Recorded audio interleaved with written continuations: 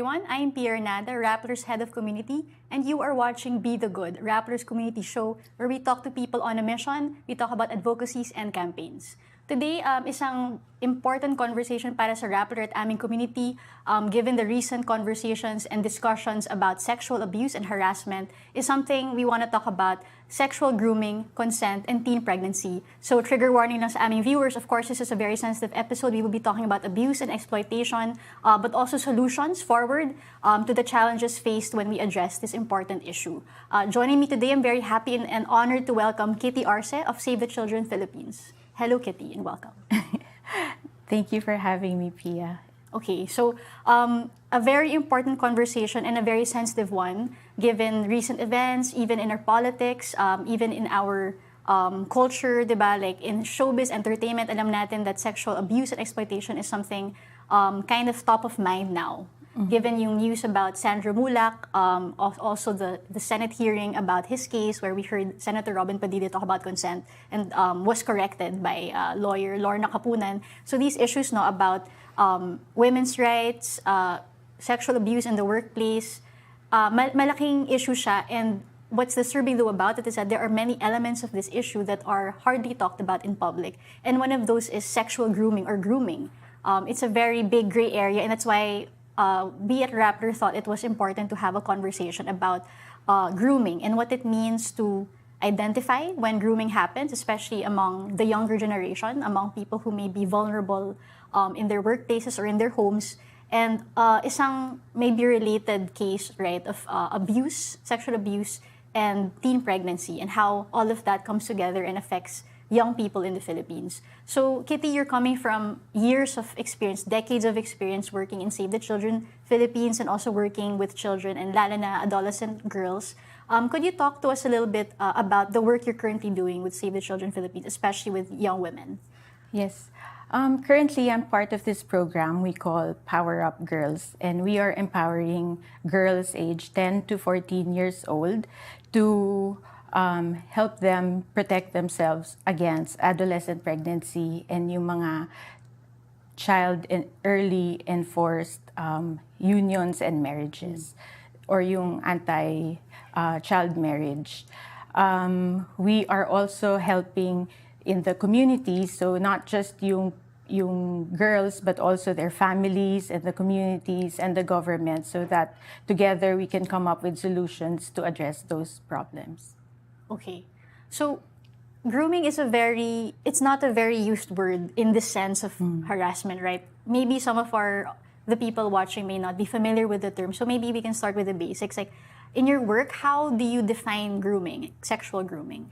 Yeah, grooming is when someone manipulates the target, usually a child, or it can even be an adult, into they manipulate the child or the adult with bad intentions. So yun yung pinaka-simple way to put it. So this can be done through gift giving, which can be done very easily online, or also through flattery words, and ang dali-daling ma-text nito.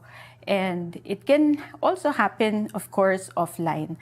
And then dumadating yung time, dahil ang dami nang na-receive na flattery and gifts nung bata or nung target, na pag may hiningi yung groomer, so to speak, hindi na siya nakakahindi. Kasi meron na siyang feeling na kailangan niya to reciprocate whatever was given to her or him.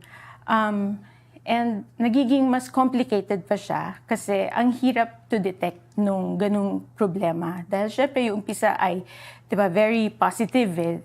Parang there's nothing wrong naman about flattering anyone or, diba? But then, that's why it's important na children and everyone is aware of yung mga signs na will tell us na this is not correct, there's something wrong with this. Like, kunwari, unusual yung attention na binigay. Diba? Kunwari, kung classroom setting siya, bakit siya favorite? Yung mga ganon. So we need to be alert with that type of attention that's given. Yung mga unexpected na gifts na dumadating sa sa bata or kung kanino man. So yung mga parents, they can ask, kanino galing yan, diba? So those are like very simple signs. Ang hirap lang din, like yung pagdating sa gift giving, dito sa Philippines, syempre pag yung marami yung mga low-income families, na pag nakita nila na nung parents na, uy, nabigyan yung anak ko ng regalo, na-encourage pa nila ito. So kaya, yun naman yung mga nagli-lead sa teenage pregnancy, kasi diba, meron tayong cases, Pia, na 12 years old na girl, na sabi ng magulang, in love siya dun sa 33-year-old na man. So they were allowed to cohabit, for example. So, diba, how does those things start? Yun yung may nag-encourage. So kaya, diba, from just simple grooming na hindi pa naman siya sexual harassment per se, but, it leads to so many more problems later on. So that is what we, like in Save the Children, we want to talk about kasi it really happens. And yun nga, it's not easy to detect.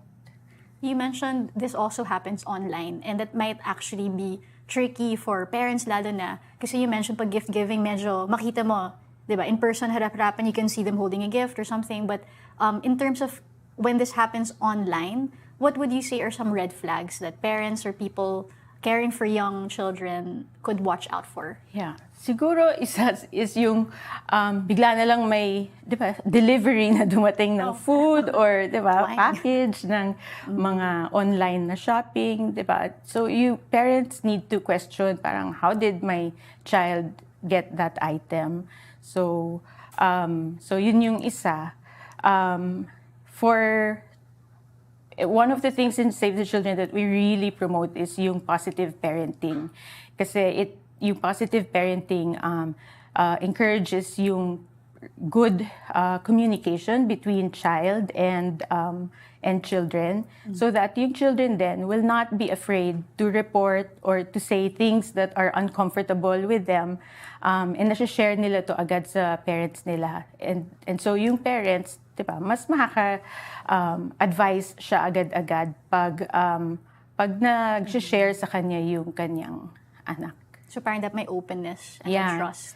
May open communication between parents. So it's really important na yung child would feel safe to tell the parent when they're in trouble. Kasi usually, di ba, pag nagkaroon ng mistake yung bata, yung in danger na siya, mas natatakot pa siya to tell yung parent niya kasi baka pagalitan siya. So dapat walang ganung feeling, and that's what positive parenting promotes. You mentioned, nabanggit mo kanina yung isang case ng 12-year-old cohabiting with a 33-year-old. In your line of work, in what other ways have you seen grooming lead to adolescent pregnancy or even other cases of sexual abuse? Yung poverty usually, yung isa sa trick, yung because they need nga the finances. So, okay lang na magpabuntis daw kung kanino man dahil they think na susustentuhan sila ng pamilya. So parang nagiging very transactional siya. And in one of the meetings I attended with the NCR Council for the Welfare of Children, yung representative doon from the West, yung Women's and Children's Desk, she said na ang nire-report sa kanila na cases ng teen pregnancy are those na hindi nasusustentuhan. So, 'di ba? So yung yung nasusustentuhan, hindi pa yung nare-report na sa police. So may ganung issues din. Kitty, could you cite some figures that could maybe show us the extent or the scale of this problem that maybe Save the Children was able to get?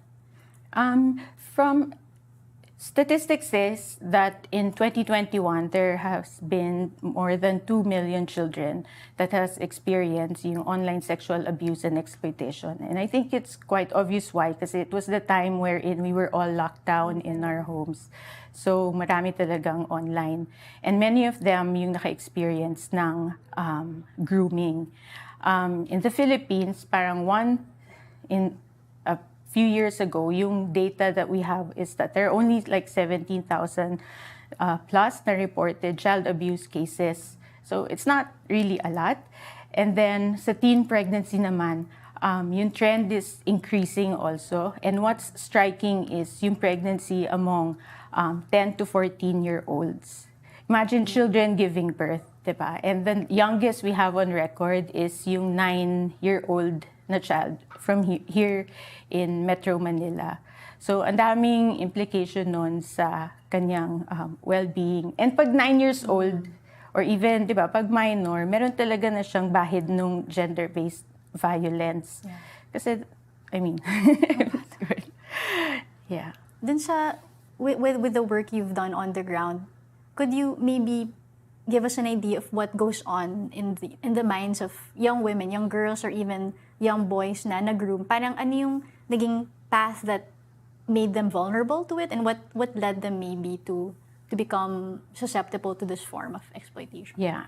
So, apart from yung financial na reasons, is yung lack of information about comprehensive sexuality education. So they do not know really how to protect themselves, how to identify mga signs of risk, yung mga dangers, and they don't know who to report or what to do when they're in a situation like that.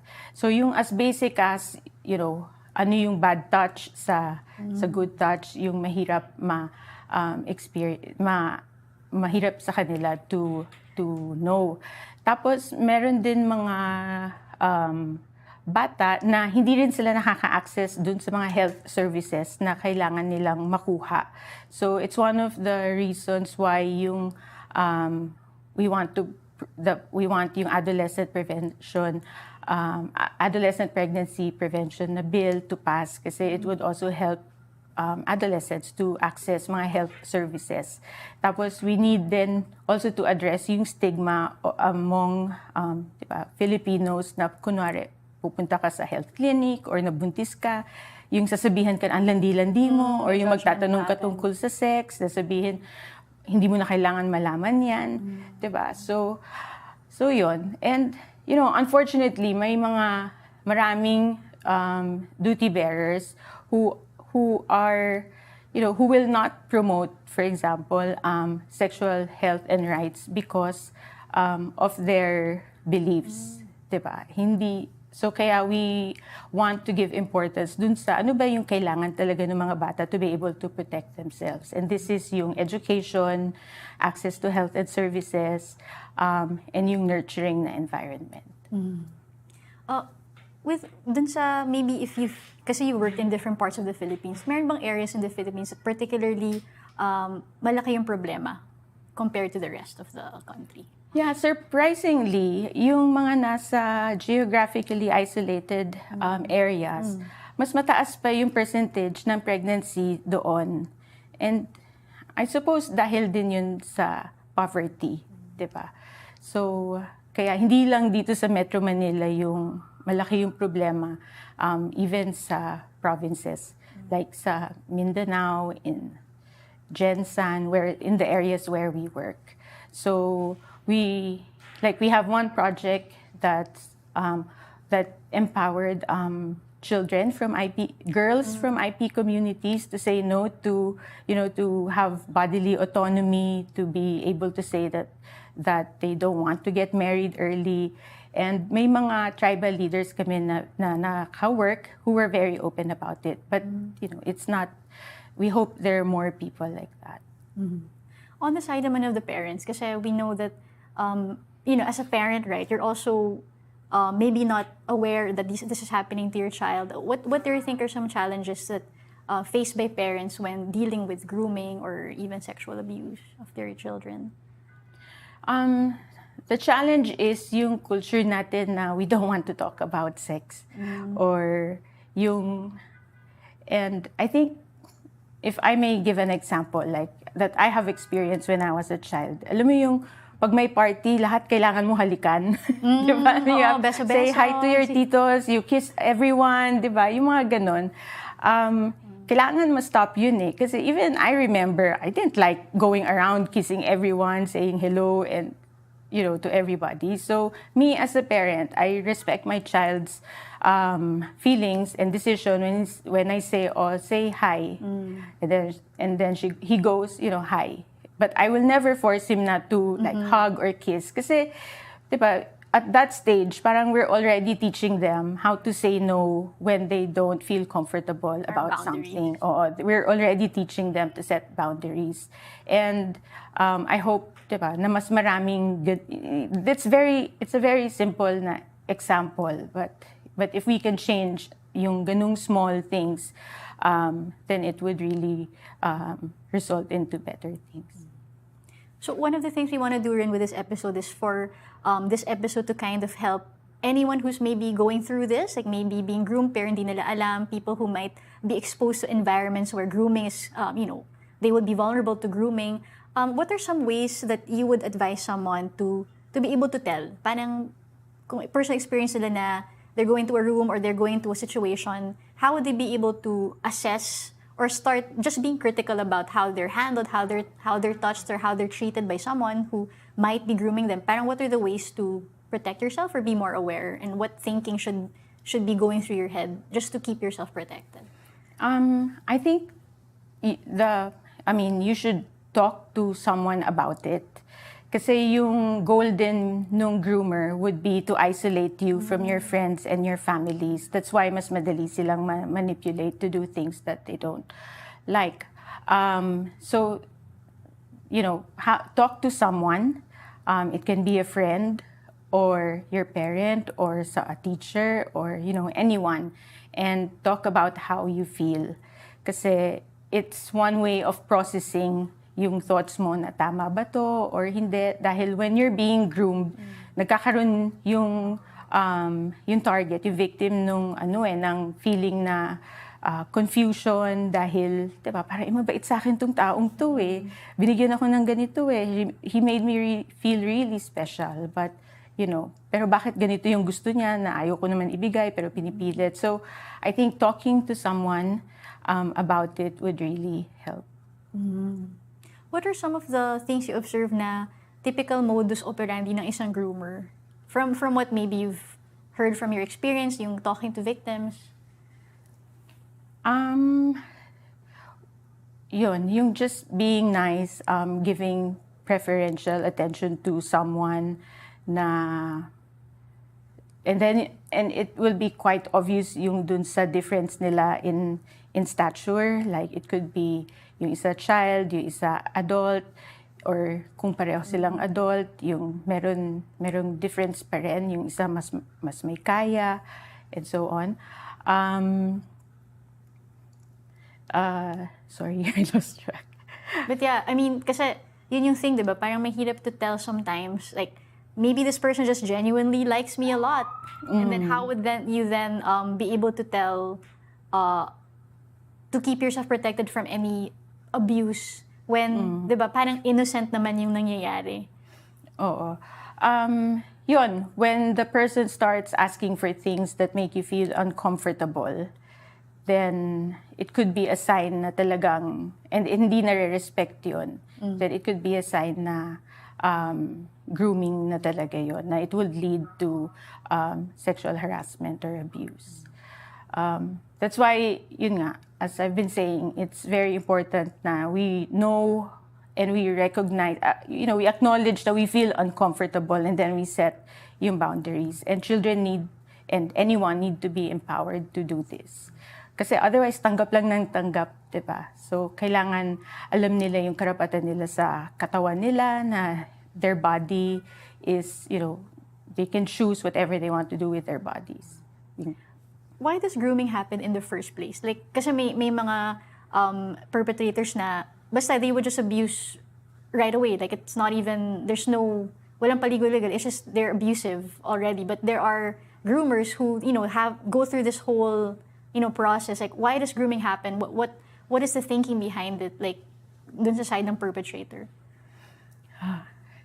I'm not sure really what would go on in their mind, but I would think na, if people are just easy praise for them, then they would just keep doing what they're doing. Maybe it gives them some kind of satisfaction to feel powerful over someone.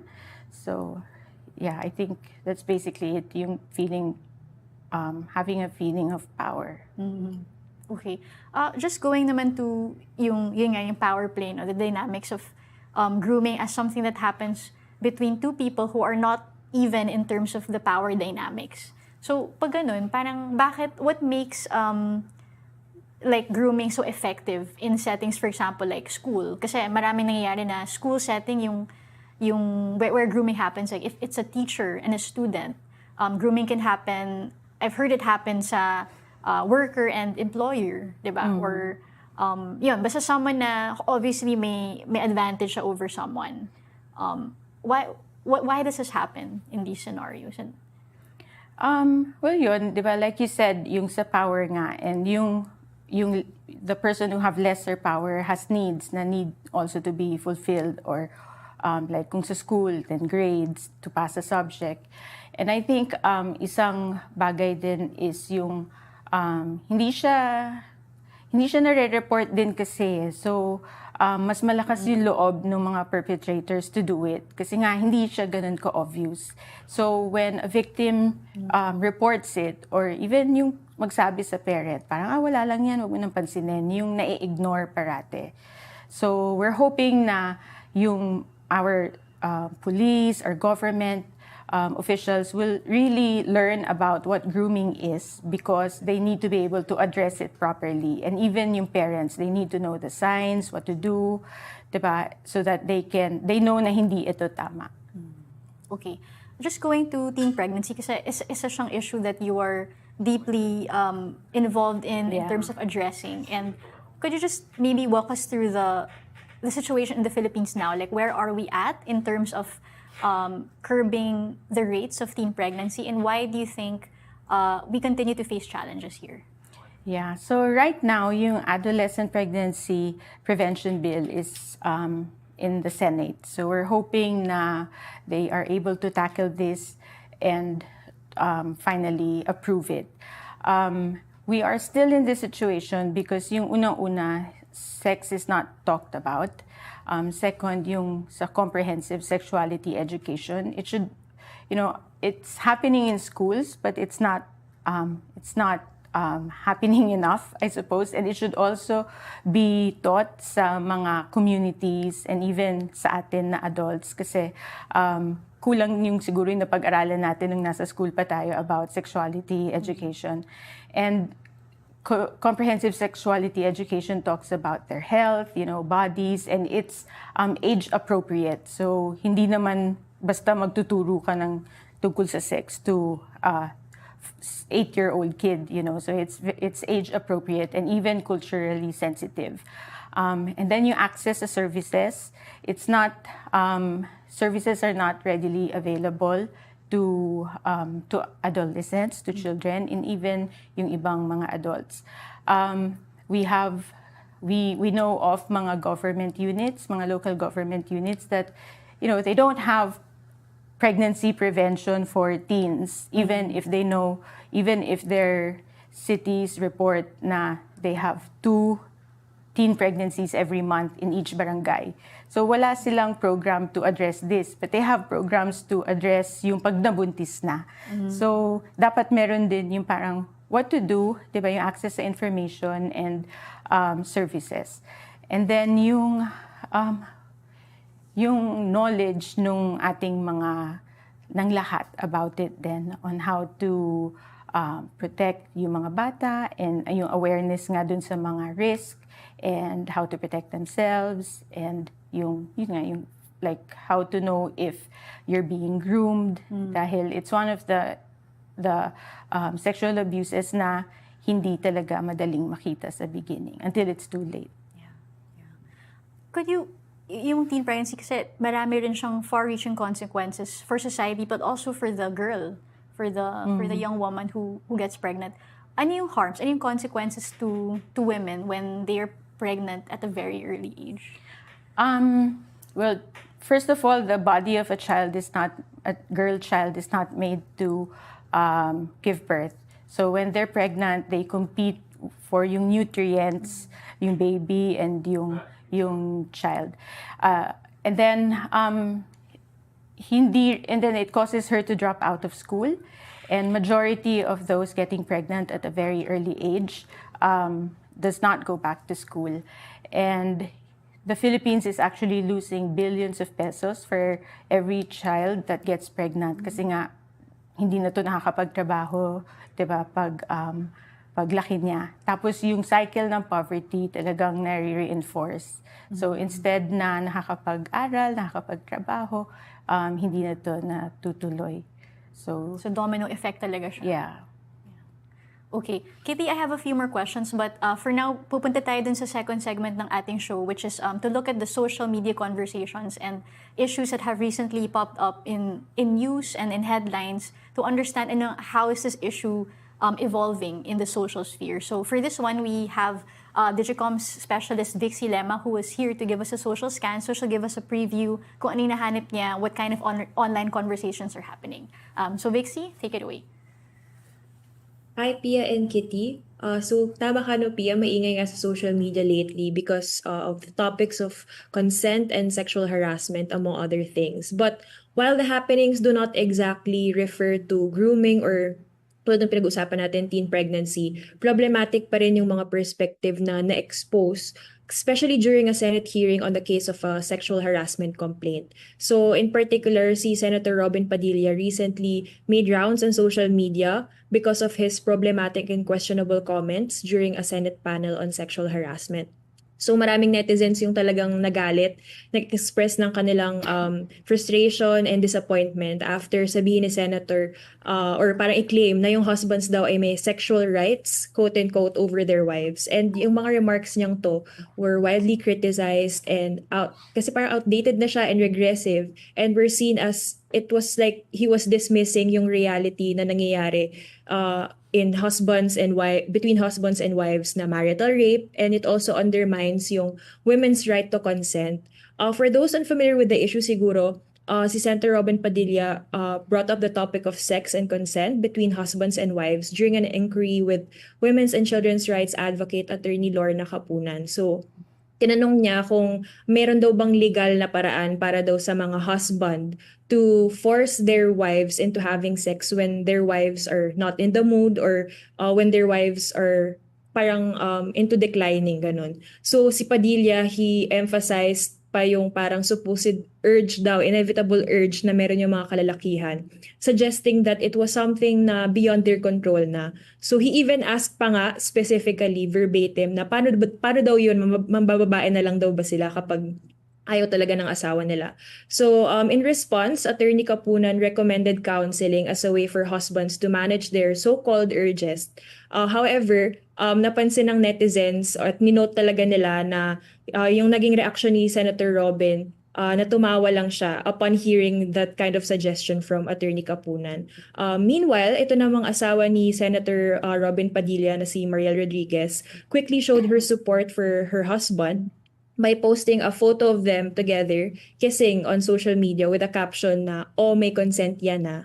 So, yung move na to was not really well received by social media users because they viewed it as parang enabling her husband and reinforcing pa even more yung problematic beliefs about sex and consent. And many netizens also felt that yung post was parang a mockery of the issue, as if it's trivializing yung seryosong mga impact ng topic, lalo na sa mga victims ng marital rape. Si Senator Robin also took to his social media to defend his actions and yung remarks during the Senate panel, stating na yung comment or yung question naman daw niya were merely part of an inquiry. But of course, it was too late. He was already exposed, yung ganitong backward mindset niya. Kalat na on social media, and many people did not really appreciate it.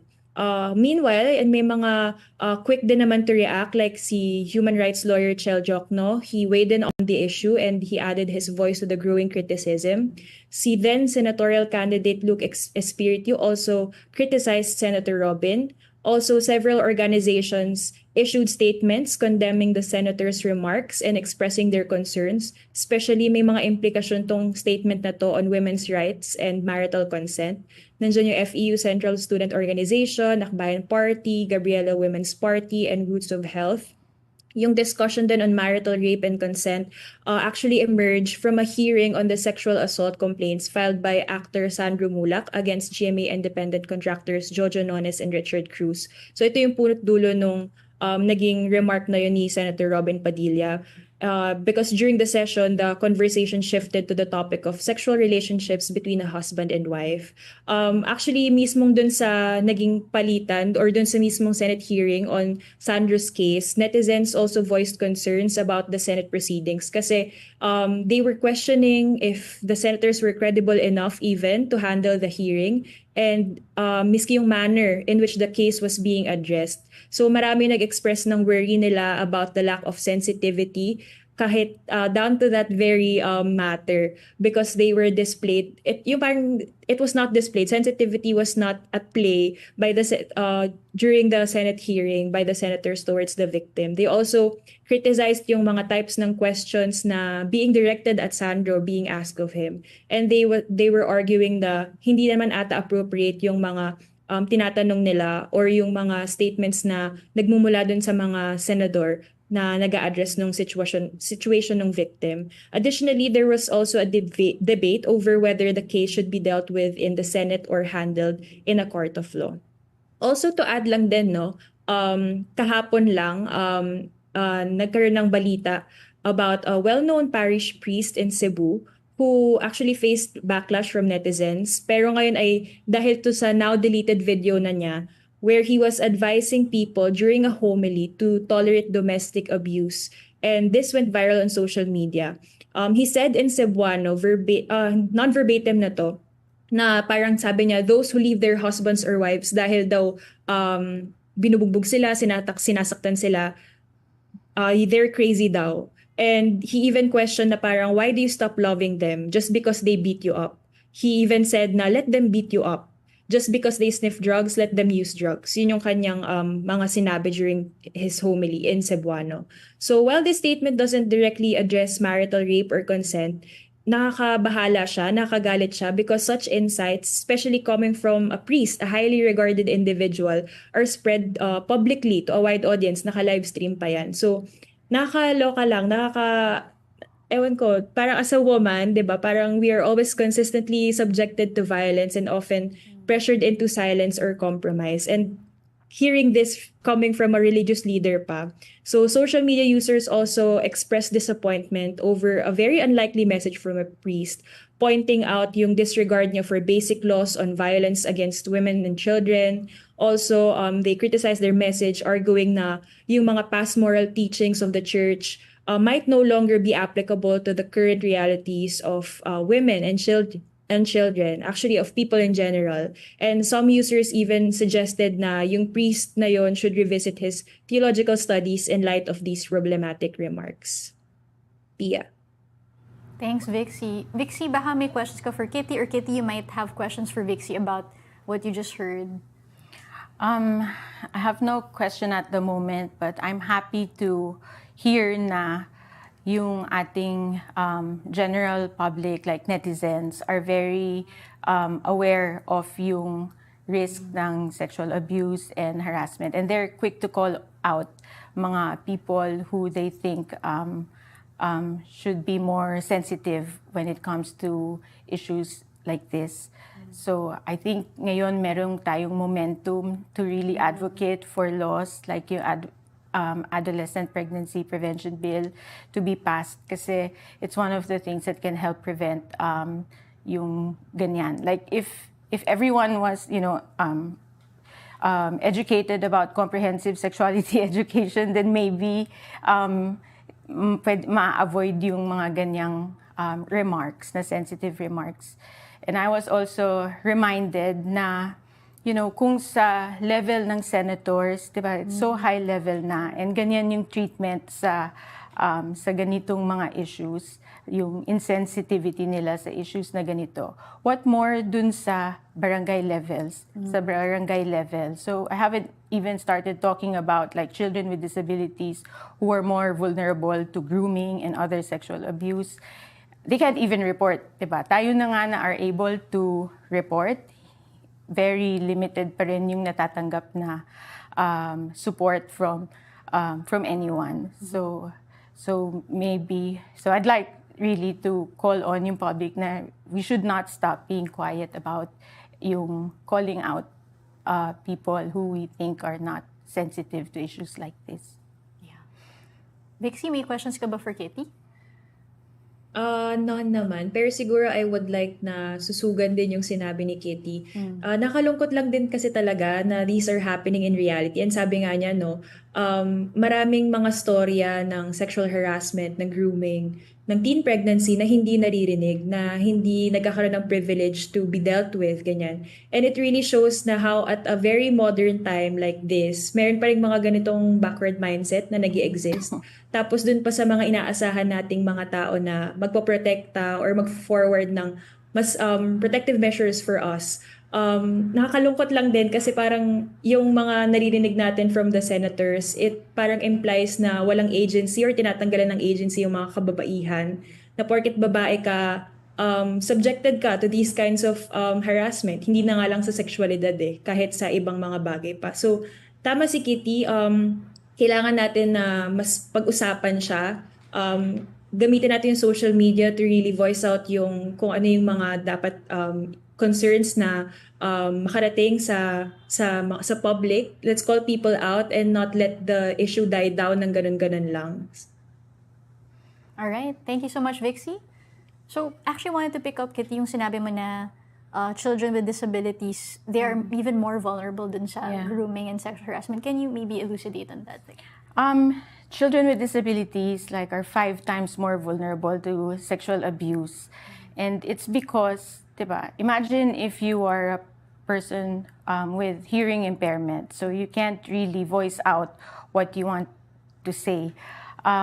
Hindi nila kayang ma-report kung sila ay naka-experience ng abuse. I mean, we have hotlines that we can call, but how does someone with who's deaf, how can someone who's deaf call, diba, the police? And then our experience in the ground is that pag nagre-report yung mga bata na may disability sa barangay or sa police, ang sinasabihan pa na kasalanan to nung may disability kasi baka makulit siya or hindi, yung ganon. So they're not looked up, they're looked at the same pa as those without disabilities. And because they have impairments, diba, it really just makes them more vulnerable talaga to perpetrators. So in those cases, in what ways do you think society should approach that challenge, that gap, especially with regards to persons with disabilities? Like, how do we then address that? Yeah. First is yung inclusion, that everything that we, like in the government, when they do a program, it should be for everyone. Hindi pwedeng nakahiwalay yung programa sa may disability and dun sa walang disability. So if we have a program, for example, to access health services, then dapat it would be easy also for someone with disability to access it. So it's getting yung opinions, yung inputs ng disability sector, and including this in all our plans and programs. So yun yung isang sanang gawin ng government stakeholders. Kasi ang sector, they don't, you only have a disability if you have barriers around you. Right. So if we remove all those barriers, then it will be more inclusive.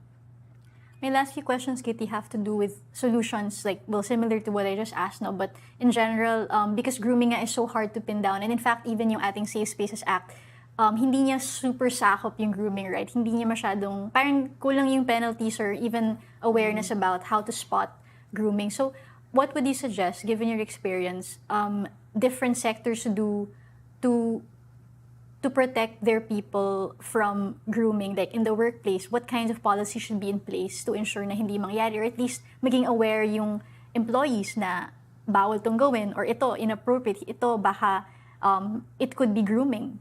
Parang what are the things that various institutions should put in place in their spaces so that grooming does not happen? Yeah, I think most institutions have, policies against sexual harassment and abuse, but they need to make people aware of it. And they need to really be sincere. Now, when a case happens, diba, they take it serious. Kasi it still happens na it's not taken serious when someone reports. Especially when yung ang reported ay yung mas mataas, nasa mataas na position. So, I mean, in the Philippines naman, as you know, we have so many laws and they're very good laws, but it's the implementation yung nagkakalabo-labo tayo.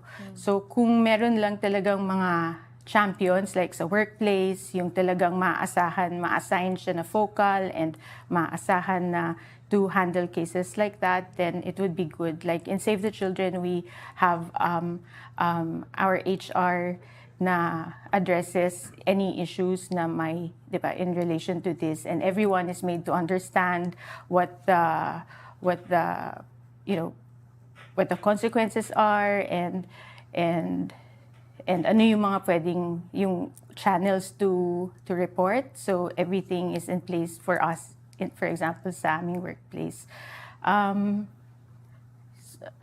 Yeah. So Meron ba kayong, could you maybe cite some examples of good practices or things maybe a local government or a company or any entity is doing that you found nag-work siya, even in a small scale, that you think could be replicated or that worked and could be supported? on yung preventing, Grooming or sexual harassment, abuse, exploitation. I think yung pag-inform, yung pag-educate sa mga kasamahan really is yung number one na kailangan talaga natin gawin. Kasi, you know, diba, if we know that this can result to something negative, hindi yun mangyayari. Yung developing critical thinking sa mga bata is super important kasi they need to be able to think for themselves what is right and wrong. So I think educating everyone about the matter is yung utmost important, will not cost anything, and just, you know, the internet is very much available to everyone, so you can just Google also for information if we need to. Tapos in Save the Children, we try to do our best to reach those that cannot be reached by gadgets and internet, and tell them yung mga ganong information then. Okay. The last thing maybe would be last words from you, Kitty. Perhaps how can people help Save the Children? May mga programs ba kayong specific which address this, and how can we help you? Yeah, well, you can find more information on our Facebook account, Save the Children PH, and on our website. But our call to action really right now is to pass the adolescent pregnancy bill and prevention bill and the positive parenting bill, because we believe that it will create really a huge impact in the lives of children and the country. Tapos yung, yeah, yun lang. All right. Thank you so much, Kitty, for your time. We learned a lot, and we hope that what you shared also helps someone out there maybe going through this, or who knows someone going through this. So maraming salamat. Again, my name is Pia Renada, and you've been watching Be the Good, Raptor's community show where we feature people on a mission, advocacies, and campaigns. Thank you so much for watching. See you next time. Goodbye.